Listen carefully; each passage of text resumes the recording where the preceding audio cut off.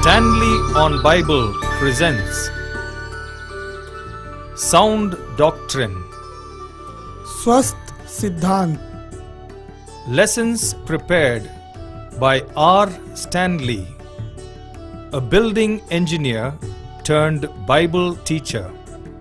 तैयार किए गए पाठ द्वारा आर स्टैनली, भवन इंजीनियर बने, बाइबल शिक्षक. Welcome to the Sound Doctrine telecast. स्वस्थ सिद्धांत प्रसारण में आपका स्वागत है. Praise God for the Holy Bible. पवित्र बाइबल के लिए परमेश्वर की स्तुति हो. The purpose of this program is twofold. इस कार्यक्रम का उद्देश्य दो बातों में बता सकते हैं. Number one, to help you escape the floods of false doctrine. पहली बात तो ये कि झूठी शिक्षाओं की जो बाढ़ आई है उससे आपको बचा लें. Number two, to enable you to embrace the sound doctrine of God's word. और दूसरा ये है कि परमेश्वर के वचन में जो खरा उपदेश है उससे आप ग्रहण कर सको. Under God, I prepared 200 corrective Bible lessons from the beginning of Christian life to the end of physical life. परमेश्वर के अनुग्रह से मैंने मसीही जीवन के शुरुआत से लेकर शारीरिक जीवन के अंत तक सुधारने वाली 200 पाठों को तैयार किया है. I taught these 200 lessons in a weekly telecast from 2008 to 2013 from English to Tamil. और सन 2008 से 2013 के बीच में साप्ताहिक प्रसारण के दौरान अंग्रेजी से तमिल में इन बातों को मैं सिखाता रहा हूं. I always preach and teach in English with simultaneous vernacular translation. और मैं अक्सर अंग्रेजी से वहां की स्थानीय भाषा के अनुवाद के साथ में इन बातों का प्रचार और शिक्षा देता आया हूं. But now God has guided me to make these lessons available to you directly in Hindi. परंतु अब परमेश्वर ने मेरा मार्गदर्शन किया है कि मैं इन पाठों को सीधे आपके लिए हिंदी में ला सकूं. But I cannot speak Hindi. परंतु मैं हिंदी बोल नहीं पाता हूं. But I have my friend here, Mr. Sudhanshu Kadam, who will teach these lessons to you on my behalf in Hindi. परंतु यहां मेरे साथ में मेरे मित्र भाई सुधांशु कदम हैं जो मेरे बदले आपको इन्हीं पाठों को हिंदी में सिखाएंगे. Here is brother Sudhanshu Kadam. God bless you. स्वस्थ सिद्धांत प्रसारण में आपका स्वागत है. परमेश्वर पिता की स्तुति हो कि हम इस कार्यक्रम के द्वारा लगातार अपने जीवन में सुधारने वाली शिक्षा को ग्रहण कर पा रहे हैं.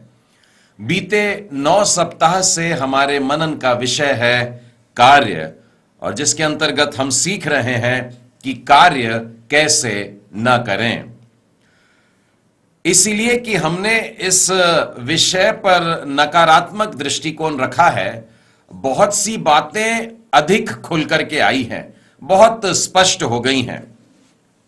अब तक हम लोगों ने 9 पाठ सीख चुके हैं. Up till now we have seen 9 lessons on how not to work. Lesson number 1, do not over differentiate between the secular and the sacred. सांसारिक एवं आत्मिक कार्यों के बीच में अधिक अंतर न करें.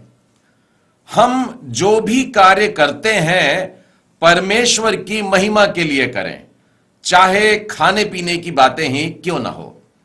Lesson number 2, do not be satisfied with average performance. औसत प्रदर्शन से संतुष्ट न रहें.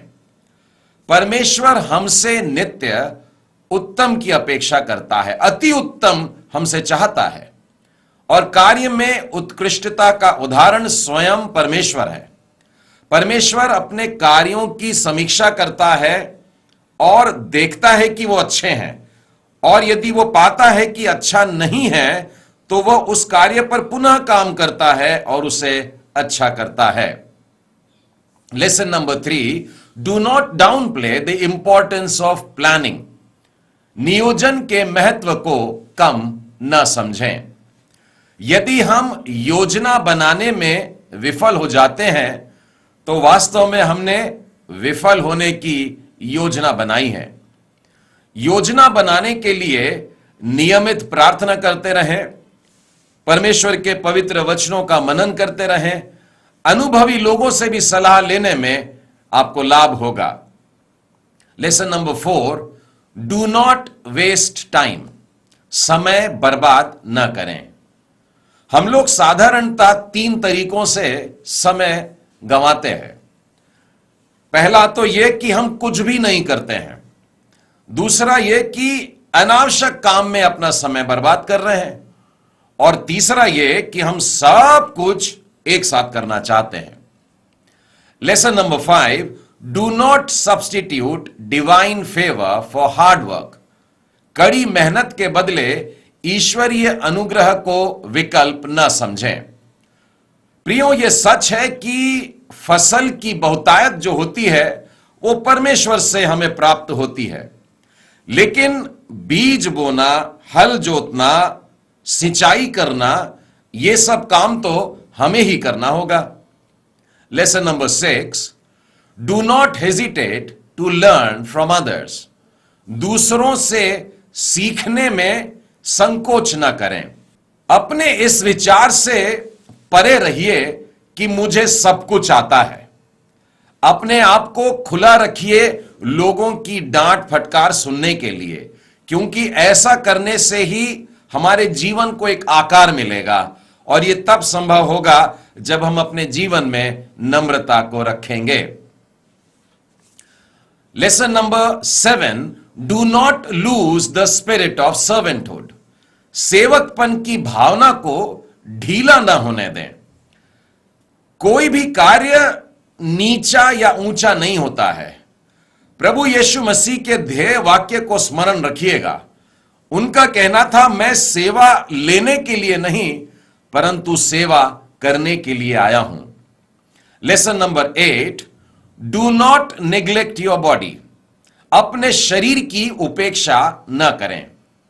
विश्राम करने के लिए समय निकालिए, जी को ठंडा करने के लिए समय निकालिए, और यह समय आपका बर्बाद नहीं हो रहा है। परमेश्वर ने स्वयं विश्राम किया और इसे आशीषित भी किया है। Last week we have seen the 9th lesson. पिछले सप्ताह हम लोगों ने 9वां पाठ सीखा। Do not underestimate the importance of small things. छोटी छोटी बातों के महत्व को कम न समझें। जो सरल कार्यों में विश्वास योग्य रहता है, परमेश्वर उसे कठिन और महान कार्यों के लिए चुन लेता है। आज हम लोग इस बाइबल अध्ययन माला की जो श्रृंखला चल रही है उसको इस 10वें पाठ से समाप्त करेंगे, जो कार्य इस विषय पर चल रहा है। How not to work. कार्य कैसे न करें। Lesson number 10, do not ever lose enthusiasm in work. कार्य करने के उत्साह में ढीलापन कभी ना आने दें। How not to work. कार्य कैसे न करें। Lesson number 10, do not ever lose enthusiasm in work. कार्य करने के उत्साह में ढीलापन कभी ना आने दें। अपने कार्य को सही तरीके से करना या उत्कृष्ट तरीके से करने के लिए बहुत जरूरी है कि हम कार्य करते हुए आनंदित रहें, और उस कार्य में जब लग जाते हैं तो एकदम खुश रहें, उस कार्य से भी खुश रहें। कुलुसियों की पत्री उसके 3रे अध्याय और उसके 23वें वचन में देखिए, यूं लिखा है, जो कुछ तुम करते हो तन मन से करो, और यह समझकर कि मनुष्यों के लिए नहीं परंतु प्रभु के लिए करते हो। यदि इस विचार को हम अपने जीवन के हर एक काम में लेकर के आएंगे, चाहे आप व्यवसाय में हो, चाहे आप दफ्तर में हो, चाहे आप फैक्ट्री में हो, चाहे जहां कहीं काम करते हो, आप यदि यह मान करके चलें कि मैं मनुष्यों के लिए नहीं परंतु परमेश्वर के लिए कर रहा हूं, तो आपको उस काम को करने के लिए एक खास जोश मिलेगा और आप उस कार्य को खुशी से कर भी पाओगे। सच तो यह है कि हम प्रतिदिन सुबह उठ करके दाऊद वाली यह प्रार्थना करना चाहिए। मेरे साथ में खोलिए भजन संहिता और उसका 51वां अध्याय पश्चाताप की प्रार्थना है वैसे ये, लेकिन उसके 12वें और 13वें वचन में देखिए क्या लिखा है। अपने किए हुए उद्धार का हर्ष मुझे फिर से दे और उदार आत्मा देकर मुझे संभाल। 13वें वचन में लिखा है, तब मैं अपराधियों को तेरा मार्ग सिखाऊंगा और पापी तेरी ओर फिरेंगे। मैं काम करना शुरू करूं, प्रचार करना शुरू करूं, लोगों को तेरे प्रेम के बारे में बताऊं, मैं कार्य शुरू करूं, उससे पहले प्रभु जी तेरा हर्ष का तेल मुझे तू दे दे, तेरा हर्ष, तेरा आनंद तू मेरे अंदर भर दे। अर्थात जब हम आनंदित रहेंगे तब हम अपने कार्य को अच्छी रीति से कर पाते हैं। आपको नहमिया की पुस्तक में से 8वें अध्याय का 10वां वचन जरूर याद होगा कि the joy of the Lord is our strength, प्रभु का आनंद हमारी ताकत है। और आप देखते हैं कि इन लोगों ने, जिन्होंने शहरपनाह बनाई थी, परमेश्वर के आनंद से भरे हैं। परमेश्वर हमारे साथ रहता है, परमेश्वर हमें संभालता है, परमेश्वर हमारी सुरक्षा है। इन सारी बातों से वे आनंदित रह करके परमेश्वर के काम को करते रहे और कार्य बड़ी तेजी के साथ में पूरा होता है। आज हम कुछ ऐसी बातों पर गौर करने वाले हैं जो हमारे कार्य में हमको खुश नहीं रहने देती हैं, हमारे कार्य में हमको उदास कर देती हैं। ऐसी कुछ बातों पर आज हम लोग मनन करेंगे और देखेंगे कि बाइबल इस बारे में क्या कहती है। पहली बात जो हमारे कार्य में उदासीनता लेकर के आती है वो है नीरस काम या बंधा बंधाया काम। जो काम रूटीन है, रिपीटेटिव वर्क है, बार बार उसी काम को करना है, तो मनुष्य साधारणता होता क्या है कि उसमें रुचि खोने लगता है। आप अपने आप से कुछ प्रश्न पूछिएगा, ऐसे समय में इन प्रश्नों के उत्तर के द्वारा आपको मदद मिलेगी। पहला प्रश्न यह कि मैं जो कर रहा हूं ये क्यों कर रहा हूं। दूसरा प्रश्न, मेरे इस कार्य से मैं किसको महिमा दे रहा हूं। तीसरा प्रश्न, मेरे इस कार्य से किसका लाभ होगा। और चौथा प्रश्न कि क्या परमेश्वर ने मुझको यह कार्य करने के लिए नहीं कहा। जब आप इन चारों प्रश्नों के उत्तरों को देखोगे, मनन करोगे, तो आपके सोच विचार को एक नया दृष्टिकोण मिलेगा और आप उस कार्य को भले ही बार बार करते हो लेकिन खुशी के साथ लग जाओगे। आप अपने जीवन में देखिए, आप अपने शरीर में देखिए, शरीर के जो भीतरी अंग होते हैं वे लगातार काम कर रहे हैं। आप चाहे हृदय की बात लें, चाहे फेफड़ों की बात लें, अन्य बहुत से अंग है, लेकिन जब से इंसान का जन्म होता है तब से लेकर आज तक वो धड़क रहे हैं। उनका जो काम है कि रक्त को पूरे शरीर में हर एक धमनी में बराबर बहाते रहें और फिर शुद्ध करते रहें और वो हवा बराबर प्राणवायु हमारे शरीर में फैलती रहे। लगातार कर रहे हैं, लगातार कर रहे हैं, लगातार कर रहे हैं। हमें अपने शरीर के इन अंगों से सीखना है। परमेश्वर ने इनको बनाया है और परमेश्वर ने इनके लिए ठहरा दिया है कि ये काम करते रहें। उत्पत्ति के 8वें अध्याय में आइए और उसके 22वें वचन से मैं आपको बताता हूं।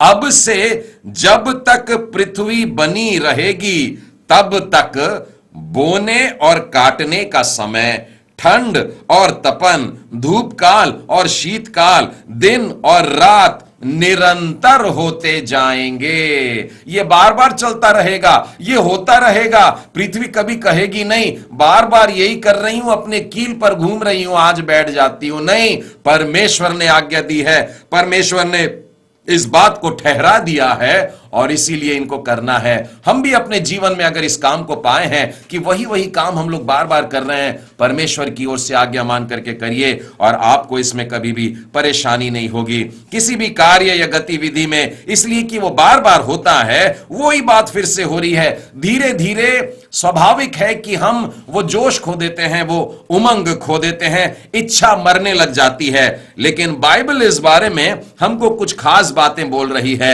इब्रानियों की पुस्तक और उसके 6वें अध्याय के 11वें वचन में लिखा है, पर हम बहुत चाहते हैं कि तुम में से हर एक जन अंत तक पूरी आशा के लिए ऐसे ही प्रयत्न करते रहें, लगातार लगे रहें, बीच में मत रुक जाइएगा। वही काम चल रहा है, उदासीनता आ गई है, हमें लगातार अपने उस काम को करते रहने का है। रोमियो की पत्री खोलिएगा और उसके 12वें अध्याय के 11वें वचन में लिखा है, प्रयत्न करने में आलसी ना होना, आत्मिक उन्माद से भरे रहो और प्रभु की सेवा करते रहो। आप उस काम को बार बार कर रहे हैं, लेकिन ध्यान रखिए प्रभु जी तो आपको देख रहा है।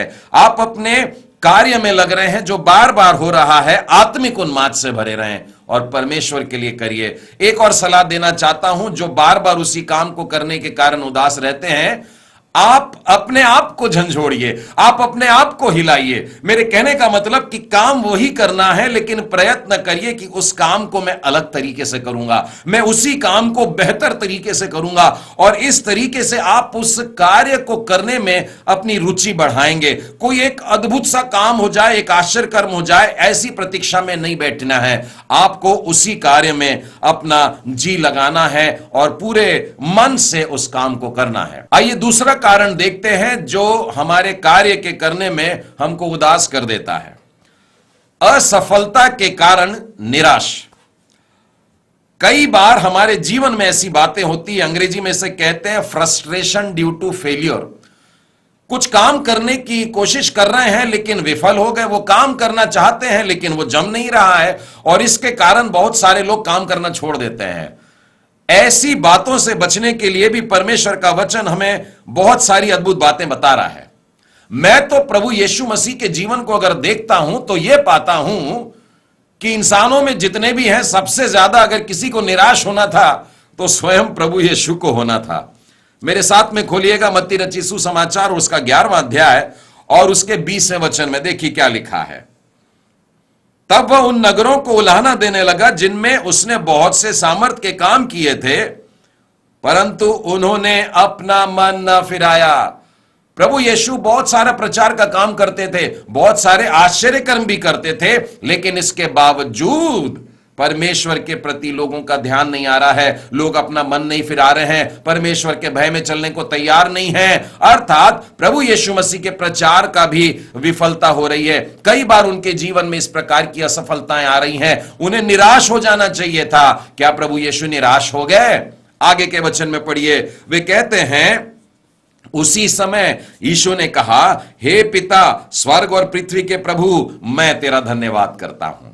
निराशा की बात थी, बोलना कुछ चाहिए था कि ये क्या हो रहा है, लेकिन वो धन्यवाद दे रहे हैं परमेश्वर को। किस लिए?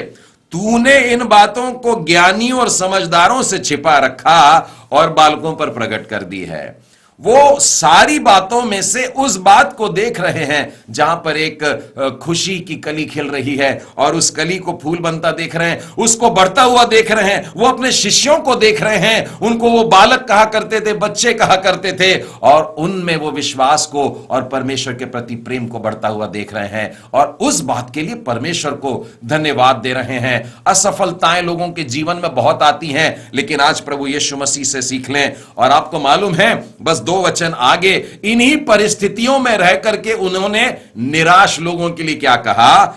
28वें वचन में देखिए लिखा है, हे सब परिश्रम करने वाले और बोझ से दबे लोगों, हे सब निराश लोगों, मेरे पास आओ, मैं तुम्हें शांति दूंगा, मैं तुम्हें विश्राम दूंगा। और आपको जान करके बड़ा ताजुब होगा कि इस बात की भी भविष्यवाणी यशायाह नबी की पुस्तक में हमको मिलती है। यशायाह के 42वें अध्याय में देखिए उसका 4था वचन, वह न थकेगा और न हियाव छोड़ेगा जब तक वह न्याय को पृथ्वी पर स्थिर न कर दे।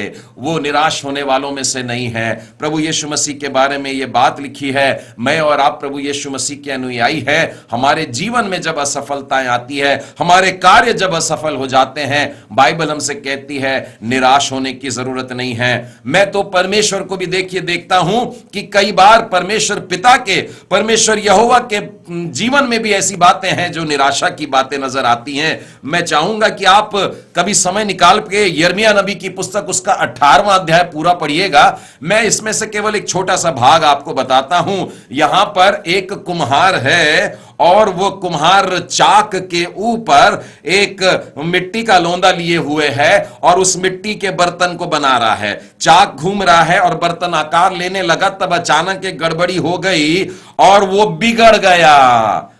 तब उस कुम्हार ने उसी मिट्टी से दूसरा बर्तन अपनी समझ के अनुसार बना दिया। इस घटना को बताकर के परमेश्वर यहोवा यूं कह रहा है, हे इज़राइल के घराने, यहोवा की यह वाणी है कि इस कुम्हार के समान तुम्हारे साथ क्या मैं भी काम नहीं कर सकता। परमेश्वर हमें बनाना चाह रहा है, हम उसके हाथ से भाग रहे हैं, निसट रहे हैं, अपनी मर्जी करना चाहते हैं और परमेश्वर देख रहा है कि मैं जो अच्छा रूप देना चाहता हूं वो नहीं, तो वो दूसरा रूप देने लगता है। परमेश्वर निराश नहीं हो रहा है। आपने उसको कई बार धोखा दिया, आप उसके पास से भाग जा रहे हैं, आप परमेश्वर की योजना में नहीं चलना चाह रहे, उसके कार्य को पूरा करने के लिए परमेश्वर फिर भी आपको नहीं छोड़ रहा। वो शायद आपको दूसरा रूप देगा, तीसरा रूप देगा, लेकिन उसने आपके लिए धैर्य नहीं छोड़ा है। मित्रों, सांसारिक जीवन में से भी एक उदाहरण आपको बताना चाहूंगा। आप थॉमस अल्वा एडिसन का नाम सुने होंगे।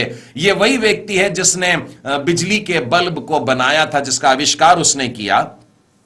और इसको बनाते समय जब उसका अध्ययन चल रहा था, वो रिसर्च कर रहा था, तब कई बार उसने वो कोशिश करी और वो विफल हो जाता था। कई बार जब ऐसा चलता रहा तो उसके साथियों में से आकर किसी ने उससे कहा, भाई काहे को समय बर्बाद करते हो, इतनी सारी मेहनत, इतना सारा पैसा और ये सब बातें, क्या फायदा इन सब का।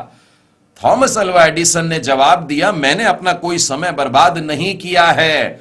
मैंने इतनी सारी विफलताओं के बावजूद यह सीख लिया कि संसार में ऐसे कौन से तत्व हैं जिनसे हम बल्ब का रेशा नहीं बना सकते। बल्ब के अंदर जो फिलामेंट होता है उसमें कौन सा वाला धातु या कौन सा एलिमेंट काम में नहीं आता है, वो मैंने सीख लिया है। अपनी असफलताओं से भी हम लोगों को सीखना चाहिए, हमको निराश नहीं रहना चाहिए। आपके मार्ग में जो वो पत्थर आ गया है वो आपको ठोकर का कारण ना बने, इसीलिए उस पत्थर पर ही पैर रख करके ऊंचे पर चढ़ जाइए। तो निराश नहीं होना है। शायद आप अपने काम को करते करते कोई उपलब्धि की भावना को भी नहीं रख पा रहे हैं और इसीलिए भी आप निराश हो जाते हैं, परंतु आप अपना काम करते रहिए और परमेश्वर के हाथों में सारी बातों को सौंप दीजिए। सबोपदेशक का 4वां अध्याय 6वां वचन कहता है, चैन के साथ एक मुट्ठी उन 2 मुट्ठियों से अच्छी है जिनके साथ परिश्रम और मन का कुड़ना होता है। यदि बहुत काम कर रहे हैं और कुछ नहीं बन पड़ रहा, मन में चिड़चिड़ापन सा पैदा हो जाता है, परमेश्वर कहता है ऐसा नहीं, परंतु चैन के साथ एक मुट्ठी भी काफी है। आप धीरे धीरे उस काम में आगे बढ़िए और परमेश्वर आपके जीवन में उसका चैन देता है, उसका आराम आपको मिलता है, हर्ष मिलता है, आनंद मिलता है। आइए तीसरा कारण हम देखते हैं कि किस वजह से हमारे कार्य करते समय हमें उदासीनता का एहसास होता है। हठीले सहकर्मी, डिफिकल्ट कोवर्कर्स, जिनके साथ में हम लोग काम कर रहे हैं, वे बड़े विचित्र हैं, वे सुनते नहीं हैं, वे बड़े घमंडी प्रकार के हैं, वे बड़े जिद्दी लोग हैं, वे बड़े कठिन स्वभाव के हैं और इस वजह से हम लोगों को परेशानी हो जाती है। प्रभु यीशु मसीह के शिष्यों में आप याकूब और यूहन्ना को जानते होंगे। याकूब और यूहन्ना से कहा गया था कि नहीं, तुमको बाकी के 10 शिष्यों के साथ में मिलकर के काम करना होगा। बाकी के 10 शिष्यों से कहा गया था कि इन दोनों के साथ में मिलकर के काम करना होगा। प्रभु यीशु मसीह ने यहां तक भी कहा कि परमेश्वर के राज्य में तुम सबको आपस में मिल करके काम करना होगा। यह हमारे परमेश्वर का सिद्धांत है कि साथ में हमको मिल करके कार्य करना है। साधारणतः मैं देखता हूं कि जब हम मिल करके काम करते हैं, किसी एक का काम थोड़ा बढ़िया हो रहा है तो बाकी लोग उससे जलन करने लगते हैं। आपने कुछ अच्छा किया तो बाकी 4 लोग आपसे ईर्ष्या करने लगते हैं। सबोपदेशक के 4 अध्याय के 4 वचन में लिखा है, तब मैंने सब परिश्रम के काम और सब सफल कामों को देखा जो लोग अपने पड़ोसी से जलन के कारण कर रहे हैं। यहां पर देखिए, जब एक व्यक्ति ने कुछ बढ़िया किया तो बाकी लोगों ने नाक सिकोड़ना शुरू कर दिया। मैं एक बड़ा सुंदर सा उदाहरण दानियल के जीवन में पाता हूं। आप दानियल के 6वें अध्याय में देखेंगे कि वो राज कार्य के पाठों में लगा हुआ, राज कार्य में लगा हुआ है। वो राजा के साथ मिलकर के काम कर रहा है और उसका हर काम सफल हो रहा है। बाकी के मंत्री लोग जलन करने लगे, चिढ़ने लगे, यहां तक कि ईर्ष्या इतनी बढ़ गई कि दानियल को मार डालने की भी युक्तियां बनने लगी। लेकिन आपको मालूम है दानियल क्या किया? दानियल इन सारी बातों को नजरअंदाज करता है। वो अपने कार्य को ईमानदारी से करता रहा। वो अपने कार्य को जो राजा के प्रति था उसे भी अच्छे से करने लगा। जो कार्य वो परमेश्वर के लिए करता था उसको भी वो बढ़िया तरीके से करने लगा। आज जरूरत इसी बात की है, लोग आपसे जलन करें तो करें, आप अपने कार्य को अच्छी रीति से करते रहिएगा। कई बार हमारे अधिकारी लोगों के कारण भी परेशानी होती है। हमारे अधिकारियों में से कोई कोई बहुत कड़क होते हैं, सुनते नहीं है बिल्कुल। आप उनसे कुछ कहना चाहते हैं और वो आपको मुंह बंद करवा देते हैं, बड़ी तकलीफ हो जाती है। कई बार ऐसा होता है कि हमसे कठिन कठिन काम सौंप देते हैं, बड़े बड़े काम सौंप देते हैं और हमको बहुत कम समय देते हैं। इतने ही समय में ये सब कुछ करके दिखाओ। हमें बाइबल इस बारे में क्या कहती है? पहला पतरस और उसका 2 अध्याय और उसके 18-19 वचन में लिखा है, हे सेवकों, हर प्रकार के भय के साथ अपने स्वामियों के अधीन रहो, न केवल उनके जो भले और नम्र हो, पर उनके भी जो कुटिल हो। क्यों?